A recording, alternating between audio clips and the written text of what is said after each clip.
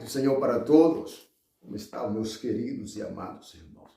Antes de qualquer comentário, eu gostaria de orar juntamente com você, tá? Estamos em um momento aí de indecisão, né? Um momento que há muita turbulência, especialmente quando se trata, como igreja, que decisões vamos tomar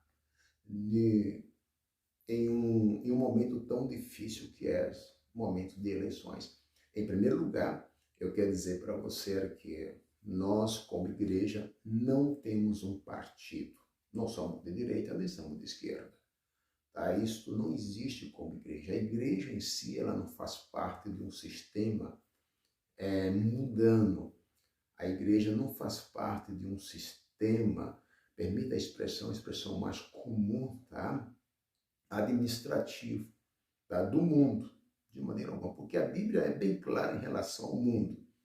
A Bíblia diz que o Deus desse século, né, cujo nome é Satanás, ele tem procurado, né, ele tem cegado o entendimento dos incrédulos para que não venha o pleno conhecimento da verdade. Por outro lado, a Bíblia diz que o mundo inteiro jaz no maligno. Só que eu gostaria de abrir um entre aspas, neste momento, sobre o papel da igreja. A igreja, ela tem que exercer a função espiritual. Ela tem que continuar estabelecendo o reino de Deus. E na verdade, quando se trata do papel da igreja no estabelecimento do reino de Deus na terra, é exatamente um grande conflito, uma guerra entre a luz e as trevas, tá? Como igreja. Então, mas como cidadão, tá? Não podemos desvincular também o papel agora de como cidadão. Como cidadão, somos pessoas comuns. Neste mundo temos que, para viver, nós temos que comer, nós temos que vender, nós temos que comprar, nós temos que trabalhar, ou seja, nós temos que nos relacionarmos com a sociedade. É tão interessante quando a Bíblia fala em relação do relacionamento com a sociedade, que ele faz distinção, ele faz separação, melhor falando, faz a separação entre igreja, entre crentes e não crentes, tá? Entre aquele que serve a Deus e que não está servindo ao Senhor. De tal forma que isso se pode identificar em qualquer parte do mundo, aqueles que estão ao serviço de Deus e aquele que não está ao serviço de Deus. Tá? E isto é tremendo. Por exemplo, quando você olha a Bíblia, creio que em 1 Coríntios, vamos olhar aqui, 1 Coríntios, capítulo 5, né? Olha só o que é que a Bíblia diz, a partir do versículo de número 11.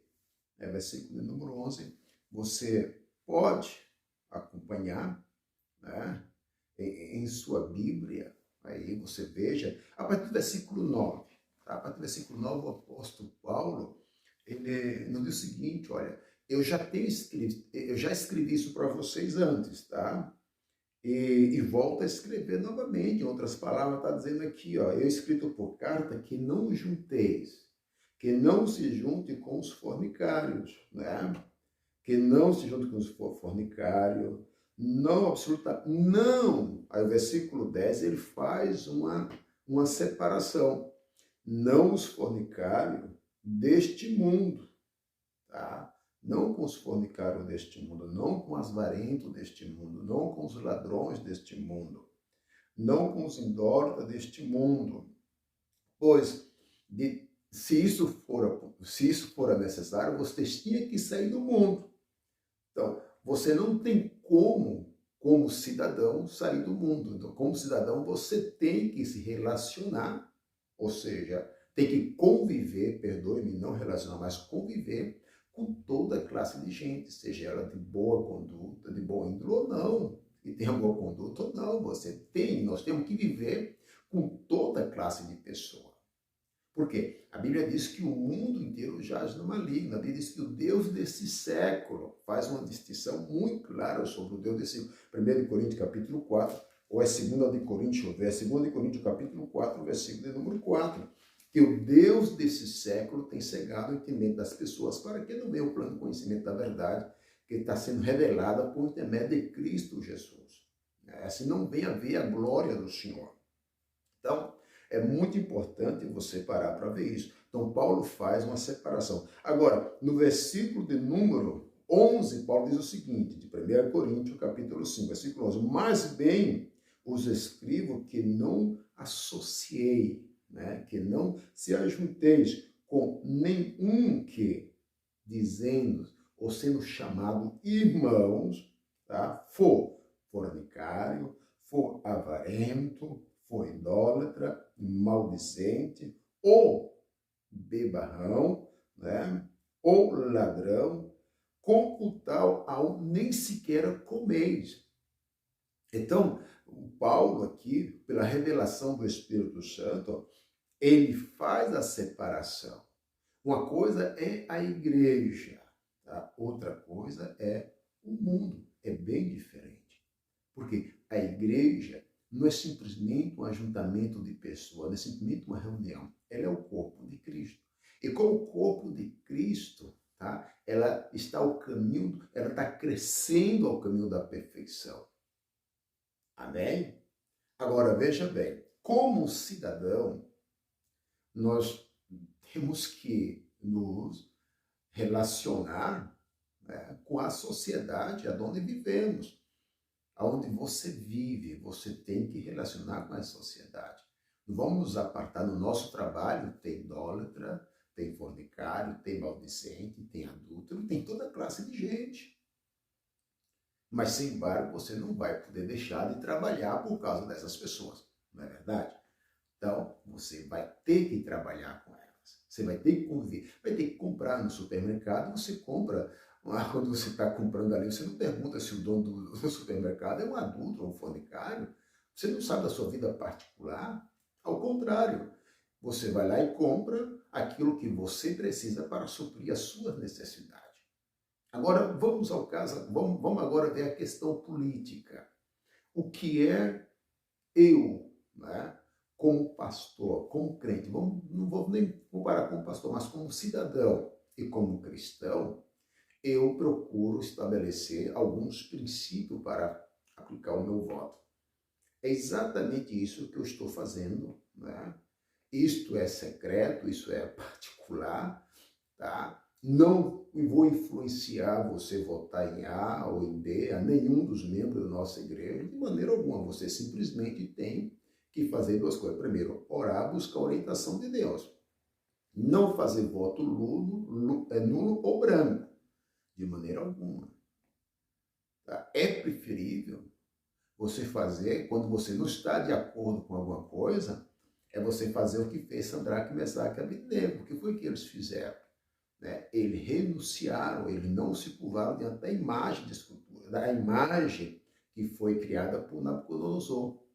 Ao contrário, eles preferiram ser entrados na fornalha de fogo. Por quê? Porque a Bíblia condenava. A Bíblia dizia o seguinte, a Bíblia diz o seguinte, não é que dizia, a Bíblia condena a idolatria, que não devo me curvar diante de um Deus feito pelas mãos dos homens. Tem boca, mas não fala, tem nariz, mas não cheira, né? Tem mão, mas não pega, tem pés, mas não caminha. Então, a Bíblia é clara em relação a isso. Você que é cristão, você sabe disso. Você conhece a palavra de Deus. Então, é necessário você ver os princípios da Bíblia Sagrada. Mas há um sonho que a Bíblia nos revela no Salmo 33, né, que eu creio que é um dos salmos apropriado para que nós possamos ler nesta oportunidade e orarmos junto. Orarmos junto, Salmo 33, versículo de número 12, a parte A. Bem-aventurada a nação cujo Deus é o Senhor. Bem-aventurada é a nação cujo Deus é o Senhor. Que sonho maravilhoso de nós termos Deus governando a nossa nação, não é verdade? Só que é impossível Deus governar sem que nós abrimos nosso coração e demos a Deus o direito de governo, a prioridade para governar. E como fazer isso? Vamos lá? Primeira coisa que devemos analisar, para não entrarmos muito em detalhe, para não fazer essa programação muito extensa, você tem que ver os princípios que Deus estabeleceu para que Ele possa governar. A única forma de Deus governar, seja uma nação, seja a nossa vida em particular, para que Deus tenha domínio, qual é? É nós sujeitarmos à vontade de Deus, é sujeitarmos aquilo que Deus é estabelecido. Porém, infelizmente, em nossos dias, nós queremos sujeitar Deus à nossa vontade. Queremos que Deus submeta aquilo que nós pensamos que é certo ou que é errado. Ou melhor, aquilo que nós pensamos que é certo. Esse é o grande problema que enfrentamos hoje. Portanto, vamos sujeitar-nos a Deus.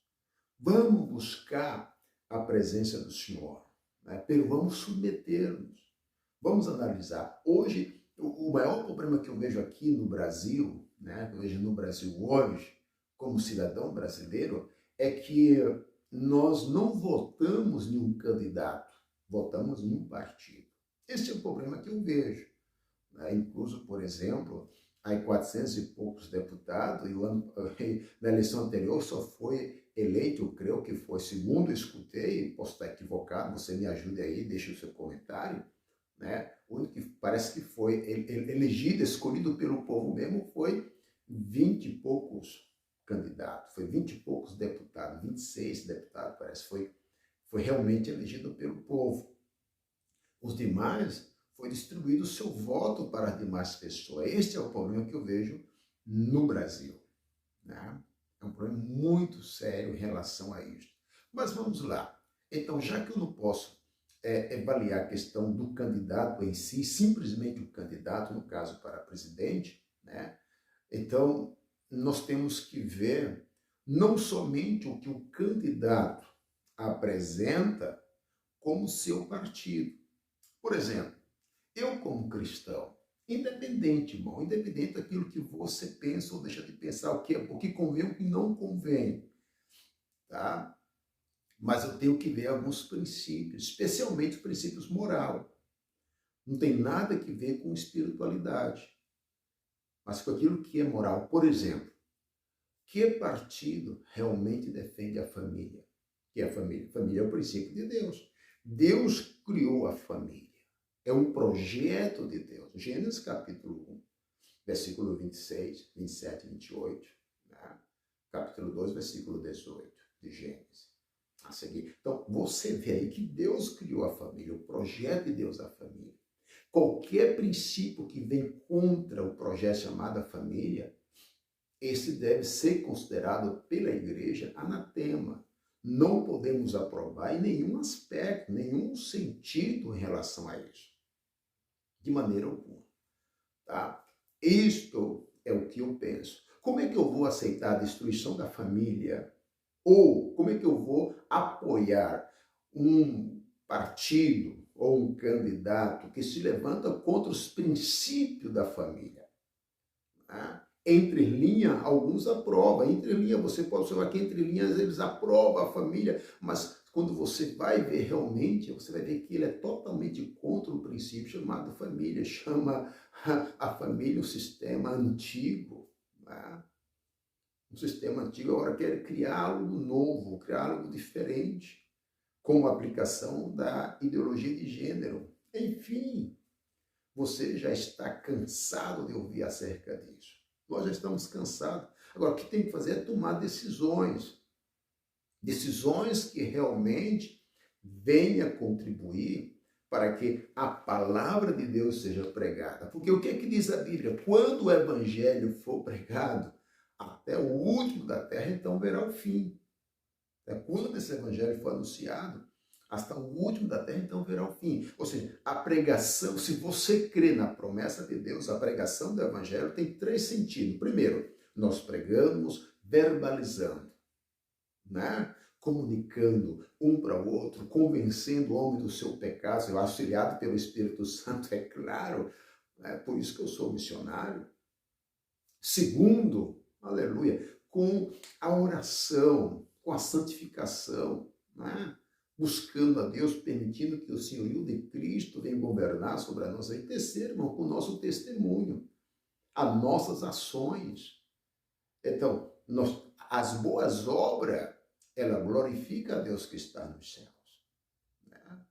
Isso o próprio Jesus fala no capítulo 5, versículo 16 de São Mateus. Então, é muito importante você parar para ver isso.